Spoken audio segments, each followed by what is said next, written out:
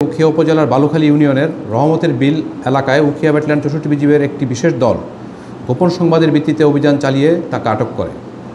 গোপন সংবাদের ভিত্তিতে জানা যায়, উখিয়ার ইয়াবা গডফাদার মনির হোসেন ওরফে মনির প্রকাশ ইয়াবা পাচারের অর্থ ভাগাভাগির জন্য রহমতের বিল এলাকায় গমন করে।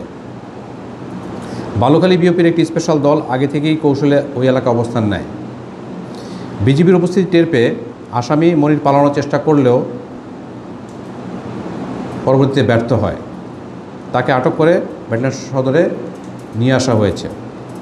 প্রাথমিক জিজ্ঞাসাবাদে মনির হোসেন স্বীকার করেছে যে তিনি দীর্ঘদিন ধরে সীমান্তবর্তী এলাকায় ইয়াবা পাচার ও মাদক ব্যবসার সঙ্গে জড়িত।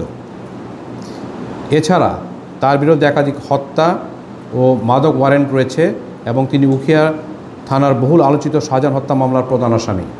বিজিবির হাতে অনেক ইয়াবা চোরাকারবারি বাংলাদেশি এবং রোহিঙ্গা ধরা পড়লেও প্রায়শই দেখা যায় যে তারা মূলত বহনকারী কিংবা মাদক নেটওয়ার্কের সক্রিয় মাঠ পর্যায়ের চোরাকারবারি, কিন্তু এদের পেছনে মনিরের মতো গডফাদার পর্দার আড়ালে থাকে। আমরা গডফাদারদের চিহ্নিত করছি। পর্দার পেছনে মাদকের সাথে জড়িত এই সমস্ত গডফাদারদের ধরার অভিযান অব্যাহত থাকবে।